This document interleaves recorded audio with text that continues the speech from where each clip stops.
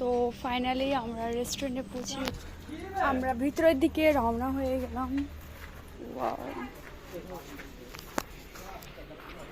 না পার্সোনাল রাখনে যাব। তো ফাইনালি আমরা চলে এসেছি।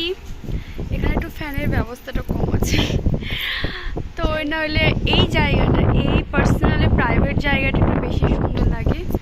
আগেও এসেছি কিন্তু জাস্ট কিছু করার নেই, ফ্যানের জন্য হচ্ছে না। তো মা, ভাবি, দাদা এখনও পৌঁছায়নি, ওরা চলেই আসলো বলে আমরা পৌঁছে গেছি টোটোতে। ওরা একটু প্রবলেমে পড়ে গেছে, তাই ডক্টর দেখাতে গেছে।